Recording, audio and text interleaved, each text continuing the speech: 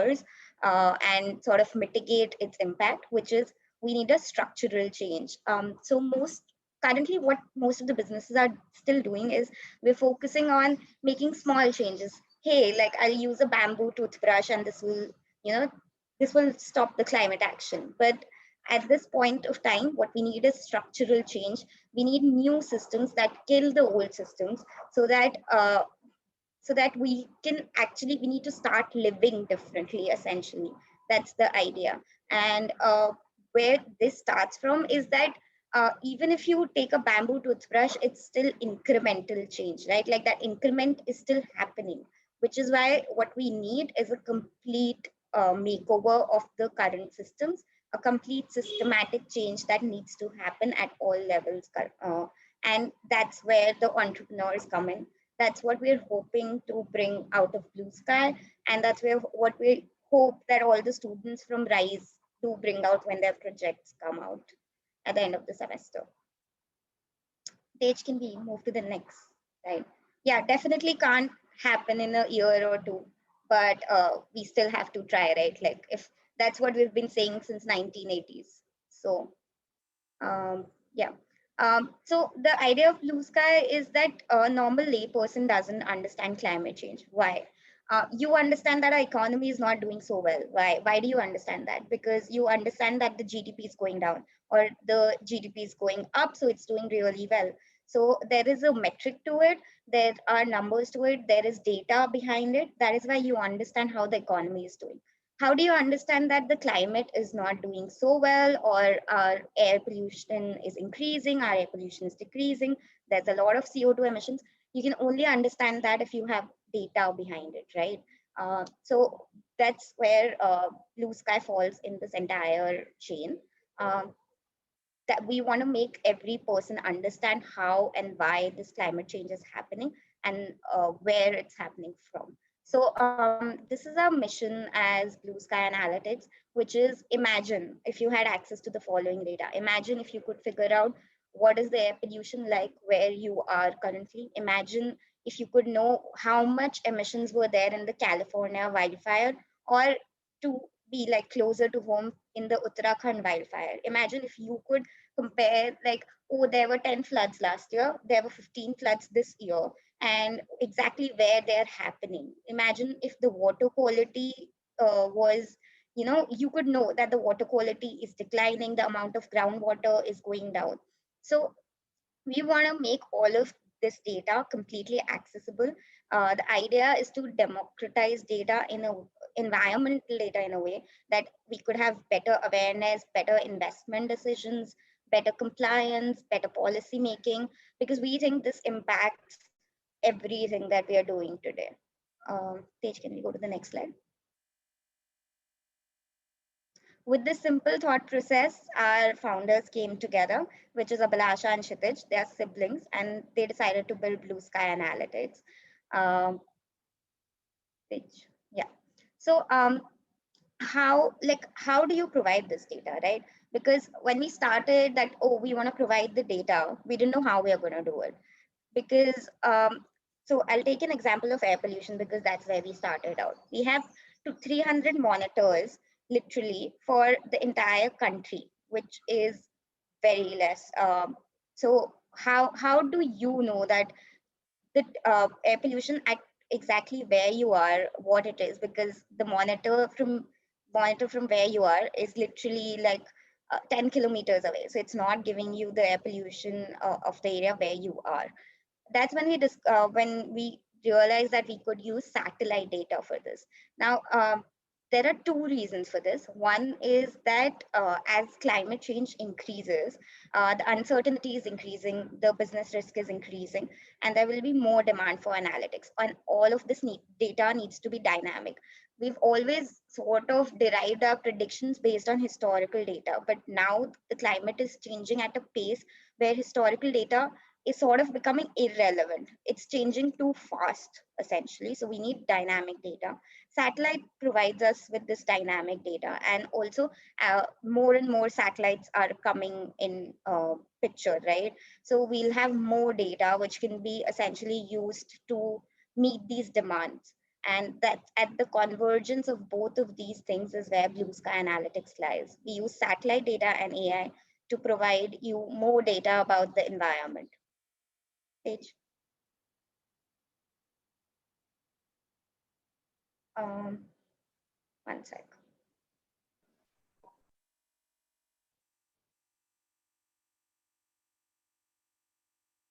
I think you can. That's strange. I can just zoom out. It's fine. Yeah. Yeah. So, so how are we doing this? So we're building an infrastructure essentially.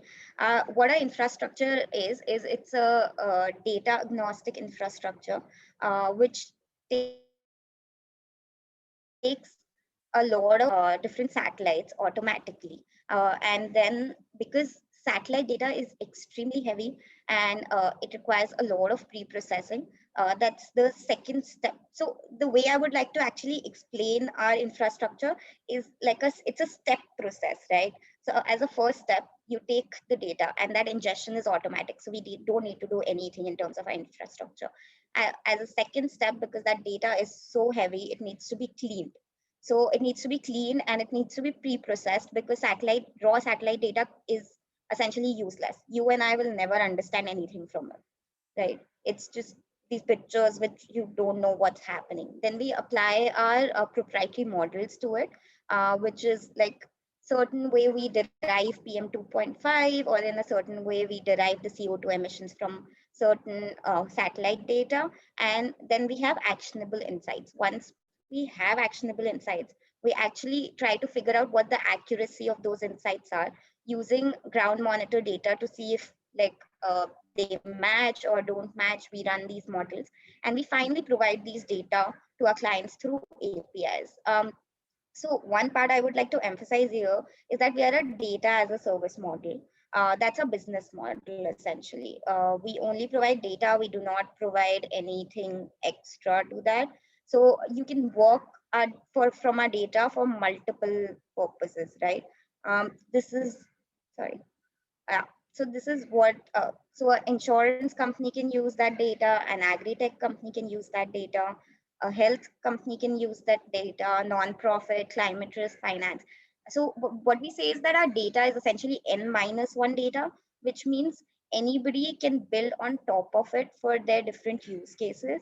So if you need air quality data, we can provide you air quality data in your smartwatch directly. But if some insurance company needs air quality data and wants to build on top of that for their own model, they can also do the same. So that's the idea and the business model behind our company. Tej, do you want to go to the next slide? But so one of the things you have to realize that building such heavy technology takes a lot of time. So which is why we are still building our technology 2.5 years later. Uh, and we will, so once our basic infrastructure is almost ready, it's still not like we will stop building on top of it because we'll have to continue improving. We're very close to completing our base infrastructure and then we are very excited about it. Tej will now talk about the data sets that we've built out of this infrastructure. Tej, you want to take over? Mhm. Thanks, Yashika. I think Yashika's told us how exciting and promising, innovative our technology is and where we are trying to get at. So now I'll take a stab at telling you where we are at currently. So as the first products of this geospatial data refinery, the entire infrastructure from data ingestion to a final data set that you and I can use. The first two products are Brizo and Zuri. So Brizo is a pan-India ambient air quality data set. And the really cool thing about it is that I don't know how aware you all are, but there's ground monitoring that currently happens, and you have CPCB, which is the Central Pollution Control Board, and SAFAR and other providers. So for the entire country of India, we have about 250 to 300 ground monitors, which leaves a lot of parts untracked whatsoever. Such a big country we are, but uh, because we're using satellite data and because we're getting an image for every little point on the face of the country, we now have 3 million plus data points. So we are providing PM 2.5 data at 1 kilometer square resolution. So it's like a completely, like, huge addition to the database. So for research or for policy making, whoever wants to use it, you just have a lot more information. And that's the idea also, that one reason why we haven't been able to understand climate change or take actions that are, focused and actually have an impact, is because we just don't have enough information around it. So that's the first. The second is Zuri, which is a farm and forest fire monitoring system. So at present, we can track the fires that are happening currently. So real-time fire count. There are certain other metrics, and we are also calculating the CO2 emissions out of these fires. I will also talk about a global project that we're part of with Zuri later on. And the next one that we have in the pipeline is Zoro, which is industrial emissions. So that's a more complex data set, in all honesty, but it's also very exciting. At present, you can just imagine how useful it would be to know how many, the emissions that each industry or each power plant is contributing to. So that's something we really are hopeful about. And other than that, we really want to provide a catalog of environmental data sets. So we're moving to surface water monitoring, even water quality, even being able to track flood and drought risk. Like right now, we had the glacier melt and the flooding because of that. So the idea is that we can predict in time. And as Yashika said, not just see the future and see the past, but also see how climate change is unfolding in real time, so we can grasp what it really means. And there are a bunch of other metrics. So so one is dissemination, which is how we'll share the data, right? You're a student or you're a developer or you're an entrepreneur and you want some data, we can give it to you via an API. But you also want to visualize what it looks like. So we've built Space-Time, which is a data visualization platform. Ultimately, you'll also be able to layer different data sets. So currently we have a screenshot of crop fires, but later on you can have crop fires and a layer of air quality data, and you can see how the patterns kind of match. We will open source components of this tool, and I don't know how well versed you are with open source, but it basically makes a lot of it gives you scope to play around a lot more. It gives you scope to build on top of the technology we've already built. So even the data analysis that we do, the source that we're getting are from actually NASA and ESA data sets, which are pretty much open source. So um, yeah, so it's a really huge thing. If I zoom in, go to the next slide, you can see that in the month of November, early November, the number of fires that were happening in Punjab, and that's very much in line with the conversation that's around air pollution in the northern belt and the stubble burning problem. So these visual tools actually can really be very powerful ways of building certain narratives and building a case. Another meme for everyone. So this is one way of how you can use space-time. That's Jashan, who's nicknamed Jason because it's a language, it's a developer's language, who's based out of Barnala. And he was sitting there and he was like, this is where I am, and look at all these fires that are around me. So all those red spots denote fires. So yeah, that's one story. Some of the projects that we've been working on are on this slide. One of the most exciting ones is definitely Climate Trace. So Climate Trace is a global coalition of about 7 to 9 startups, climate tech startups. And it's led by ex-Vice President Al Gore. And we are also a founding member of this coalition. And what we're doing is we're trying to really bring in transparency to monitoring GHG emissions. So at present, a lot of it is self-reported. Companies, big MNCs self-report that these are our GHG emissions. countries are self-reporting, and there is some amount of, you can hide it. There isn't a lot of disclosure as well. But through satellites and AI, we're able to again address that problem. So at Blue Sky, so we've divided different sectors amongst all of our startups, all the members, and we are tracking GHG emissions from the fires. So wildfires, the California fires, the Australian fires, and that's why it's particularly very relevant. Some others are that we were winners of MIT Solve. And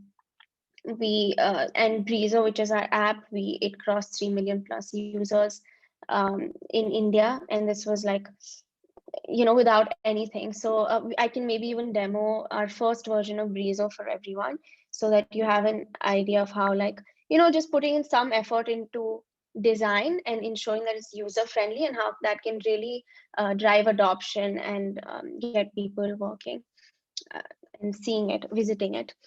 So this is a snippet of our team. You earlier saw Abhilash and Kshitij, our sibling founders over here.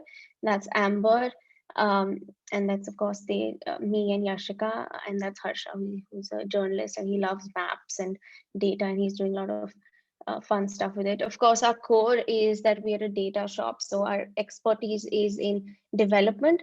A lot of our approach to even data dissemination, cleaning, analysis is very novel in a sense. If you think about it, the work that we are set out to do is fairly new. So even we are exploring as it goes, which is why some things take longer for us. And it's a very exciting space to be in for sure. And it's really the nexus of like data science and satellite data and climate action, this like burning need to do something in that segment.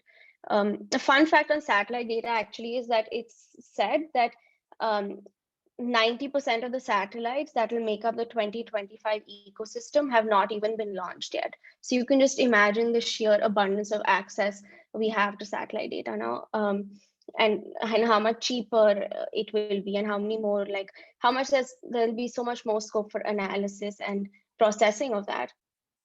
And yeah, that's it. As we said, we'll keep it brief. So now over to questions. Wow, that was fantastic. And it's so impressive to see everything that you have done. I would like to ask, could you show us the Breezo? Yeah, absolutely. Let me open it. I will just open it, and I'll also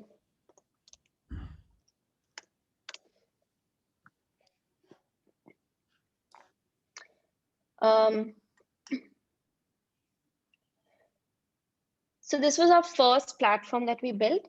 It's picking up data from the ground stations. So the ground stations we were talking about.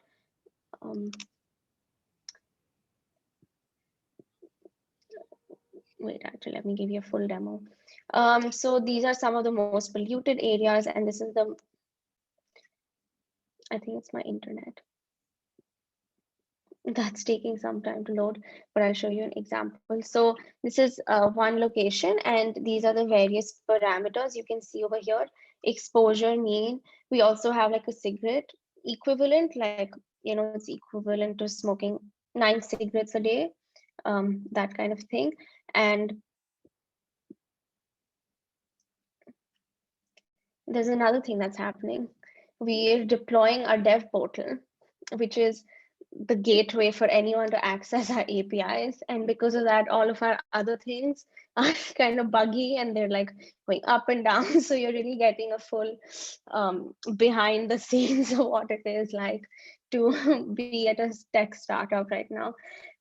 So yeah, this is so one of the coolest parts is actually this historical time series graph that you get. So you can really compare, what it was like Jan 2021 versus Jan 2020, and things like that. So that's definitely, and you can pick for each different parameter, like each different pollutant, and see accordingly. We also have some maps here. So the distribution, the safe level, and how much you're actually being exposed to, and like heat maps. So this was our like first kind of cut. Oh yeah, now it's working. So yeah, there are 306 monitors on our system right now. As say CPCB installs more, they automatically gets added to the system. And 248 are online, which means the rest are either malfunctioning or have been switched off for whatever reason. Here is the distribution of maps everywhere. You can see the colors corresponding to how polluted or not that area is. The gray spots are actually the ones that are not working or are off. So yeah, we can, I think, take questions now. Great. This was great to see. And it also goes to show you, what you can do with existing monitors and data that are out, data that's out there, and how to build on top of it, right? Yeah. So over here, you can see the COVID lockdown and when it started and how there was a dip. So we have a lot of interesting, like for different stations, we do have some screenshots that, very clearly show the demarcation pre and post lockdown, and then how it like systematically increased, and then November is always horrible. So that was that. Right. I was here in Delhi during the lockdown, and yeah, the skies were just absolutely beautifully, like just a bright blue during that time. Right. All you can do is look around. Okay, so I'll start with one of the first questions from Siddhant Gupta. He's asking, what is simpler, reducing the pollution or managing it? That's an interesting question. Reducing or okay. So last year we were actually thinking of directing a lot of our efforts towards crops and crackers. So completely eliminating pollution, I mean, we have to contextualize to reality, is not feasible, but we can manage it. So instead of having the 700, 500 plus peaks that we get in North India, to kind of ensure that the highest it goes during the year is 200, right? And that would be pretty neat for like a developing country that is and like an economic uh, area such as Delhi. So if we can drastically tackle the stubble burning problem and change the narrative towards how we shouldn't be burning crackers and actually see that on the ground, we can drastically limit the peak. So the highest it will go over a year would be 200, 250, right? So that is, I think, the first step that we can move towards. Completely removing pollution, of course, cities have done that, but I think it will be like a phased out thing. It'll require some time. Like London, I know, used to be very polluted, and now it's AQI, it doesn't go beyond 5. So yeah, that's what I would say. Yashika, if you have anything to. I think that was good. Okay, one thing I just do want to ask, Pariche Chopra talked about how, change doesn't happen quickly and things take time. So I think a question I have for you guys, that I just want to kind of pop in here. How do you stay motivated when the problem is so large and there's so many factors, right? There's the forest fires and there's the crackers and then there's industrial pollution, and there's so much constantly, and it can feel such like an uphill battle, I'm sure. How do you stay motivated in this space? I think we're just so scared that we are like we have no other option. I think it's in the thick of it, right? So we really know what's happening, and we also work with people, so we really know how misdirected how some of the efforts are. So it's really a matter of survival for us now, and just the stats you see and where we're headed. So it's, I think, like, so I think it's the pressure and this the doomsday kind of thing that keeps us going right now. Also we're so that's like a larger picture, but just in terms of a company, I think our work culture is really good. We're all a bunch of young 20 to 30-year-olds, right? That's our range. And and so we're really excited about the technology that we're building. We do see it as a very novel and new thing. So it's an exciting space to be in. And this decade, we really think will be all about climate change. Everything will just gradually center around climate action, be it businesses, be it fashion, be it regulation, be it education, entrepreneurship. so because that's how we because that's the thesis we're working towards, and there is also no other way around it. So I think that's what keeps me motivated, at least. Yashika, I don't know. Yeah. So I think I'll just share the story with you. So before this, I was working with a law firm, and I remember like the day I decided that I wanted to work in climate change. It was like 4th or 5th November in 2019, and the air pollution was so bad that I couldn't stay in my home. I had to immediately go and buy a air purifier because I felt like I was choking in my own house.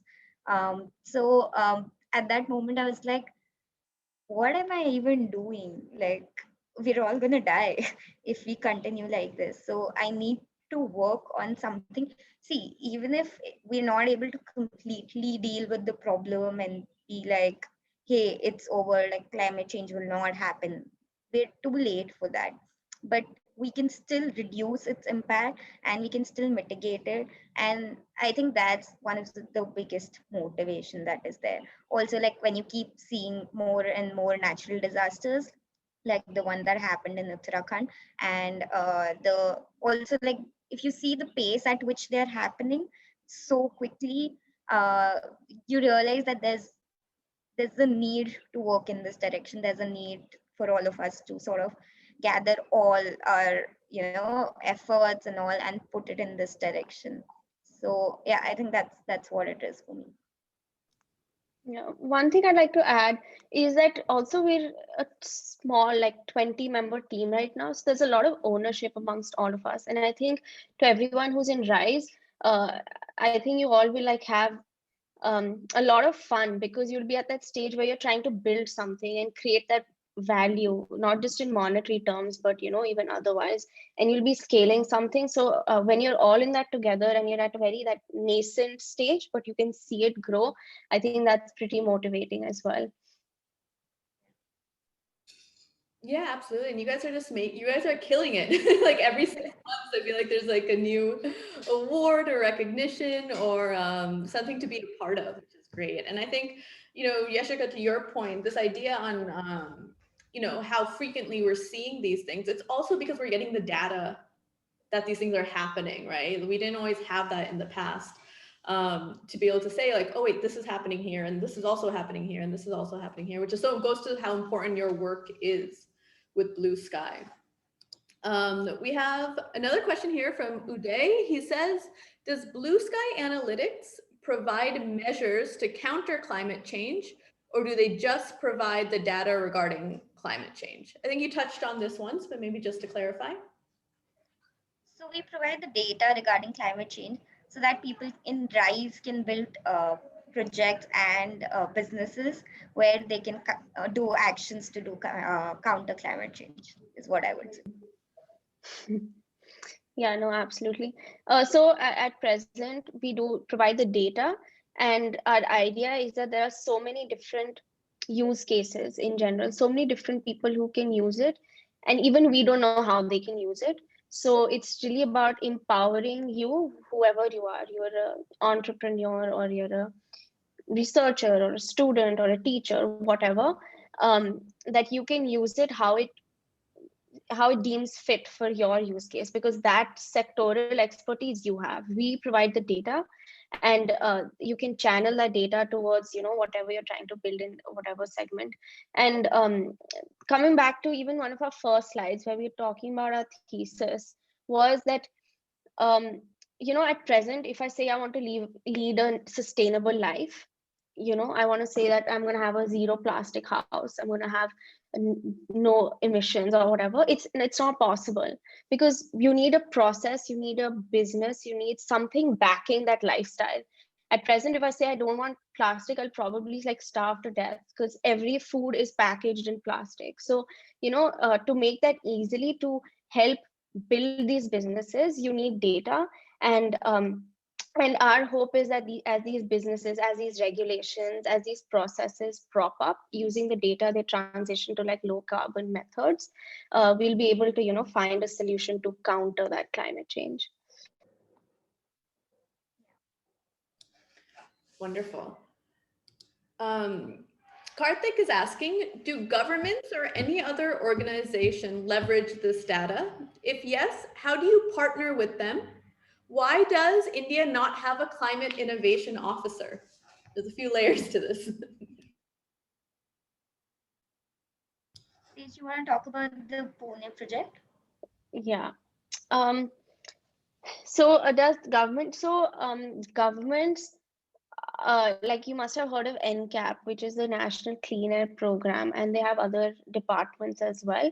So they are leveraging data. Data is an important part, which is why they're also installing monitors so that they can pick up the data. A lot of your smart cities projects across the country are also deploying and trying to increase their monitoring capabilities. We recently partnered with the Pune city, where we built a dashboard for them with the satellite derived data that we have for its people. And say Pune earlier had one CPCB monitor, but now because we were able to offer at 1 kilometer square, they had more than they had so many more data points to deal with. And it's kind of like a grid. So the map is like a color coded grid, and each box denotes a color of what the air quality looks like in that area. So at some points you'd be able to see everything's yellow, but there'd be a random like red square. And you'd be like, okay, maybe there's a fire burning there. And then your local residential complex, the officer would be like, oh yeah, there have been a bunch of garbage fires happening here. So those were few little exercises. We're in talks, obviously, with the Delhi government, West Bengal government. All of these have been doing their own independent initiatives to leverage data, collect data, and also like for hotspot identification. Working with the government is typically a longer cycle, and there's a lot of it's a slower and longer cycle, let me just say that right now. Um, so yeah, I mean, that's where we are at. We've had some small projects, but while we're in conversation with a lot, we're not formally have a full-fledged partnership. Okay, and the last part of that question, why do you think India does not have a climate innovation officer? Yashika, why do you think?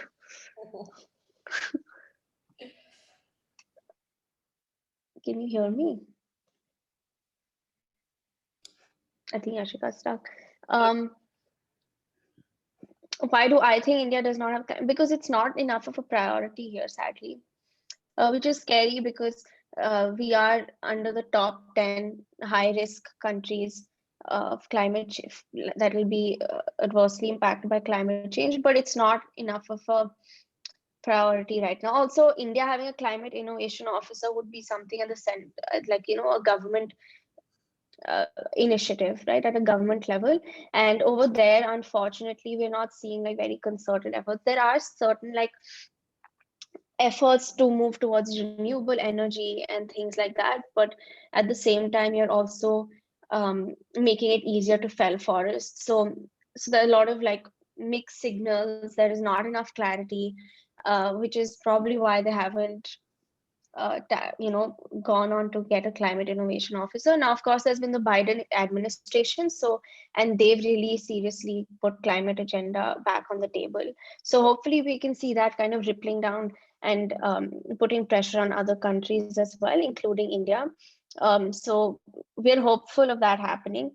But India also is a little behind in terms of the entire ecosystem when it comes to investing and working in climate action. The US and EU is a little higher, so a little ahead of the curve over there. So probably because of that. Yashika, why do you think India does not have a climate innovation officer? Oh, I think we might have lost her again. Oh, are you here? Yeah, You can shut your video I, as but well. I don't know if you're able to hear me. We can hear you now. I think we're good. Yeah.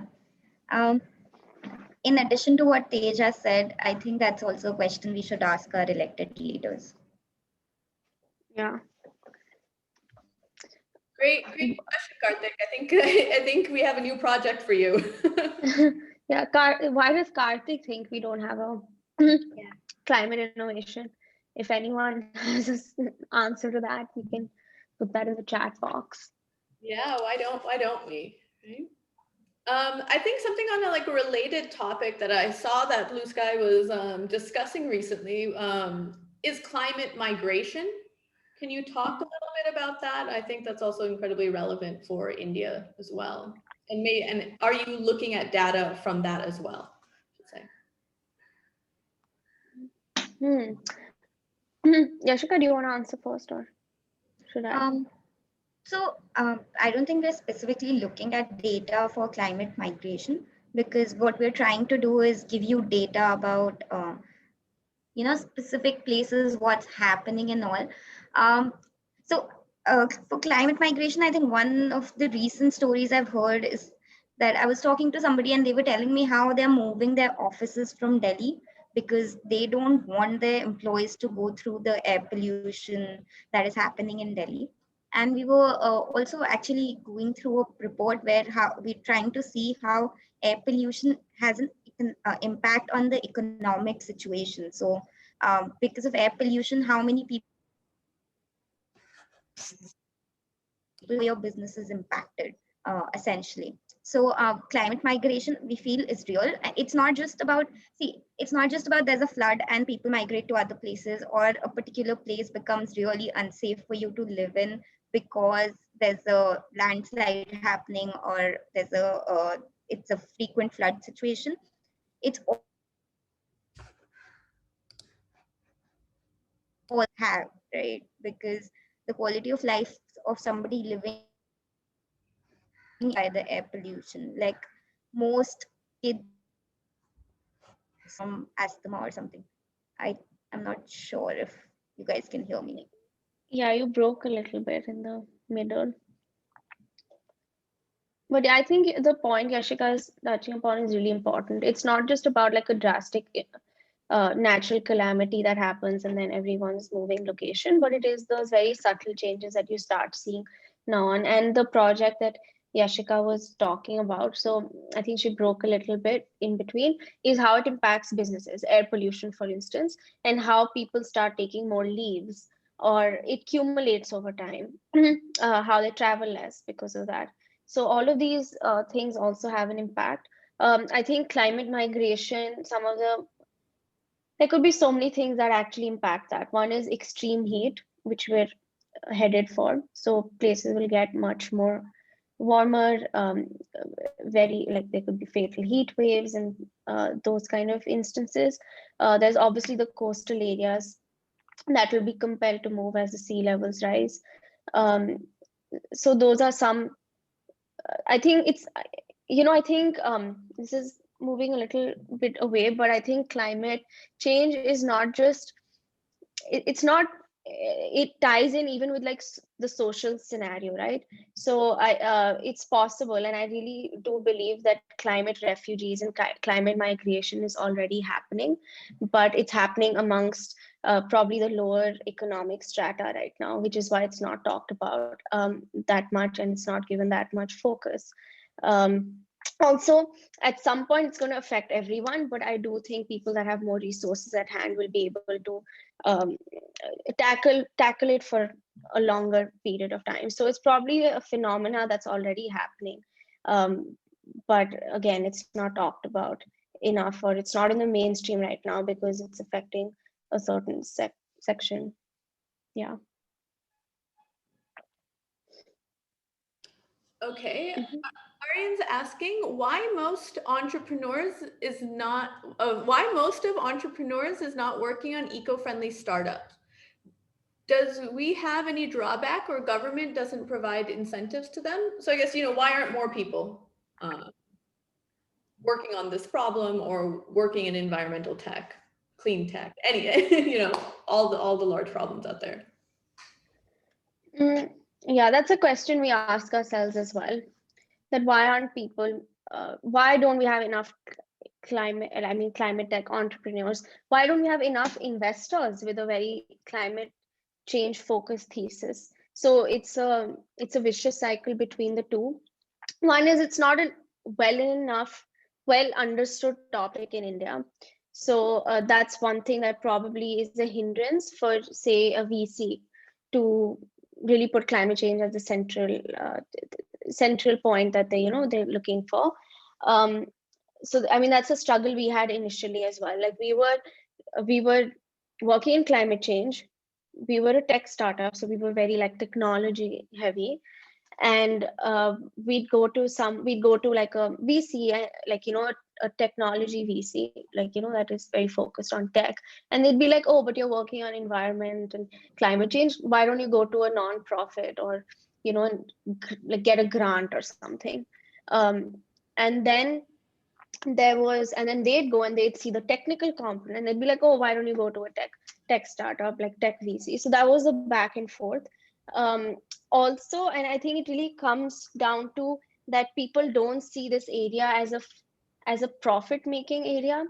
People have this notion that, oh, there's no profit, there's no value generation from working for something like climate change. And that's something we are really hell-bent on changing that narrative, especially in India, because we are a for-profit. You can generate a lot of jobs, you can generate a lot of value. Data is one of the most valuable commodities today, and our hunch is that this decade environmental data will be the most important, data set. So right now you have a lot of data on behavior, consumer behavior, and all of that companies are selling. But now environmental data will be. So there's that notion of how it's not an economically lucrative thing that we're trying to change. So maybe that's one reason why you don't have enough businesses propping. Also, generally the ecosystem, it's not very active in the space in climate change. We do see a change, by the way. So when we raise before our seed round, we had some problem in we faced these kind of roadblocks in raising capital, but now we see a lot of inbound. So I think people are opening up to this sector in general and directing resources, capital, funds over there. So hopefully it'll change. And everyone in Rise and all your students who are going to open your businesses, I think it's a very good idea to start a climate tech business. So here's a question for you, and feel free to share however much you'd like. So, was it a situation where you had to just look at impact investors, um, where you only had to look at those like kind of social good VCs, or were kind of more of the commercial VCs open, or with maybe more tech mandates and AI mandates, open to hearing from you? Or did you have to did you find yourself resonating more with impact investors? No, actually, I think you end up speaking to everyone. So when you're raising capital, you speak to everyone, any inbound you get. Now we're definitely more selective, because we were very lucky that in our seed round, we were able to have Rainmatter, BNext, who were incredible investors, even from the point of view of climate change. They really wholeheartedly supported and got that our mission is climate change and tech is the means. Because what's also happening is AI is becoming a trend. It's just like, oh, ये तो AI startup hai, let's support an AI startup. So that was also a thing. And then they derived the climate change agenda. So we were very fortunate that we could find investors that were very aligned in this regard. And so now that's something that we're very particular about, that even as we go forward, we want to work with investors and even others that are on the same page in this regard.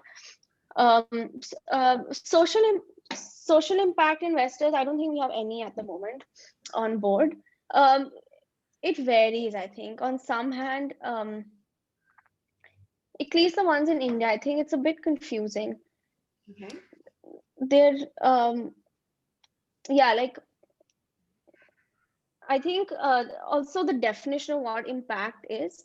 It's also like impact for the sake of impact. You don't want to do that either. So that was our initial experience. We did speak to a lot though, and some were good. And but overall, I think we found the right match. And I think Karthik mentioned Rainmatter. So yeah, Rainmatter Climate is definitely taken the lead in India. Are there any other Indian investors in this space? Yashika, are there? So I think now the investors are taking an interest in this area, but as far as I know, there is no one who's particularly just focus on climate other than the In environment. India. Yeah. Yeah, in India specifically. Okay. Uday is asking regarding automobiles and factories. They are known to be the major contributors to air and environmental pollution. How does this data provided by Blue Sky enable them to change their ways and help work towards a cleaner environment? Does the data provide them a segment-wise analysis through which they can see which part of their organizations need organizations to make more efficient in terms of reducing pollution? Mouthful, but yes. Go ahead. Supply chain. I'm just processing the second part. Does the data provide us? See which. So right now it's so like we said, we're not really so our data set is more generic, and as Yashika said, it's an n-1 data set. So it's not like it's catered to one industry, or right, it's really up to the industry to take up the data and then plug onto their system. And over there, there's a lot of flexibility as to how they want to segment it, how they want to compartmentalize it. I don't know if you've accessed data before, but when you're typically requesting through an API, there are various parameters, right? You can request the data through, and that's where a lot of flexibility comes for the user, where they're able to pick and choose what elements of the data they want, and certain segmentation, certain compartmentalization is obviously done on our end, be it geographically, be it temporally, be it based on the pollutant. Now for automobiles and factories, NOx is a very important pollutant, more than some of the others, so they can pull that out. They can just focus on NOx and build their analysis and their processes on that. Also for industries, it's not like a single data set is going to do the job, especially big industries. So we do want to and like we said, we built air quality, we've built fires, but there are more data sets that are coming up. So we hope that we can bundle them up together and provide that. So it'll really be a slew of data sets they'll be working with. Say when we have industrial emissions, I think that could be like a very direct use of industrial emissions data for automobiles or even other factories. Yeah, I hope that answers your question. Just Okay. adding Sorry. to that, Uday, are you talking about the supply chain? I'm just trying to understand the question a bit. Are you talking about how they can improve their supply chains, or how they can take positive steps in terms of like taking a land and doing forestation there or something like that?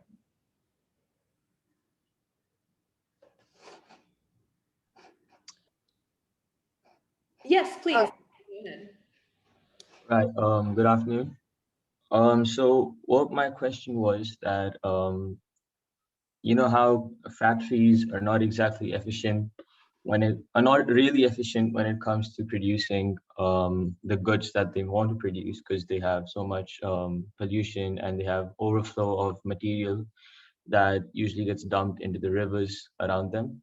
So what I was saying that the data provided by Blue Sky Analytics, if it whether it is segment wise or not. So I got that part answered, but I wasn't no, I wasn't asking about forestation or the piece of land that they can acquire. I was looking for how they can make their activities more efficient. got got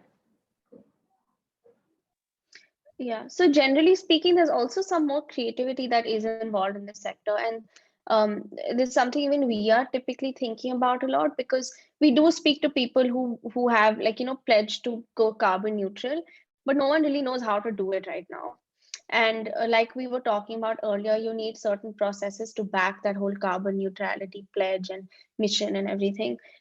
So I think we on our end, we're also thinking creatively, but even industries and consultants, everyone will, have to think creatively, and figure out how they can account for these parameters in their processes. So I think the intent to do it is finally there on some level, especially with some of the more public global companies.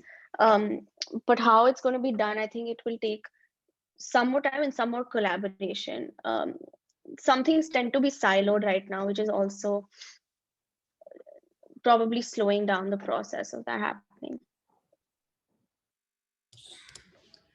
Okay, I know we only have like 2 minutes left and it's the middle of, a Thursday workday.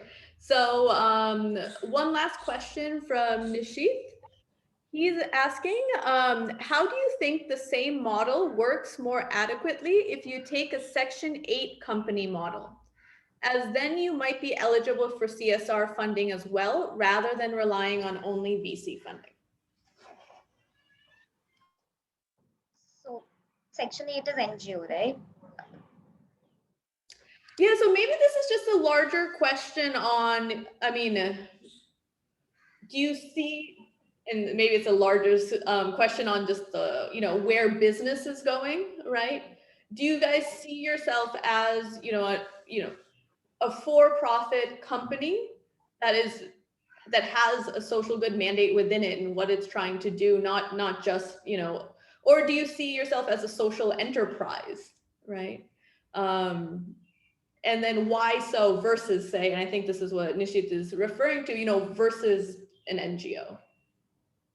So I think that's one of the things we're trying to change, which is the perception that this is just about social good. We want to show that it can be profitable. That's the only way that the other businesses would change, and that's the only way there can be a systematic change. Section 8 company, yeah, great, we could get CSR money, but that's not like what we're trying to also achieve out of this. We want to sort of show how businesses can be sustainable, but at the same time work towards the environment and at the same time be profitable. Yeah, I think it's a lot about like value generation, and in both segments, like so your question on if we are a for-profit that has a social, that is working towards climate change, let's put it that way, and we want to say that this space or even other social spaces can be profitable, and the idea is to create value within them so that it's lucrative for us and even the ecosystem in general, even for others, so that then others will jump on this bandwagon a lot more and a lot more. Like we were talking about being motivated, there is something that adds to the motivation when you know you're creating something and creating something valuable and something that can build on value with time. So yeah, that's what we are. We wouldn't say we're a social enterprise as such. Okay, on that note, I first want to just thank you both so much for covering so many different areas, for introducing Blue Sky to all of us, and the very important work you all are doing, everyone on the team. It's incredibly inspirational, and I hope everyone here, has taken away, how we all actually can be part of the change that we want to create. As young people as well. So is there anything, if they want to follow Blue Sky, what you guys are doing, is there anywhere, our students can kind of keep updated? Twitter? Yeah, so yeah, Twitter. So we have Twitter at Blue Sky Lab. I'll put all the handles. And on Instagram, we are Blue Sky Thinking. All these different web assets. We are trying to LinkedIn. consolidate the names so that it's easier for you all. And you can also email us. I can put mine in Yashika's mail in the chat box. So thank you so much for like all your questions. This was a really good session. I think students tend to ask some of the best questions. I think Abhilasha was on a talk as well, and she's like constantly on webinars, and she enjoyed one. I think she enjoyed one that had all 12th graders asking her questions. So Oh, that's great. Well, thank you so much. We're all rooting for you, and we're so excited to see, where you guys all go and how much change you're able to create, at least here in India, and at least with our better air. Right? All right. Thank you for having us, and great questions, guys. This is really fun. All right. yeah, and all the best with your RISE projects. RISE project, and even the others. But even the others, we hope join. and build more companies.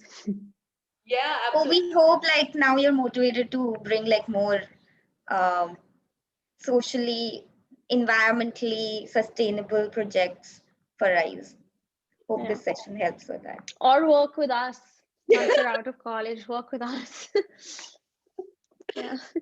Absolutely. We have you on the radar now. So be careful what you wish for. Thank you. Bye, everyone. Thank you for coming. Thank you so much. Bye, Thank you. everyone. Bye. Thanks, Ronita. Bye.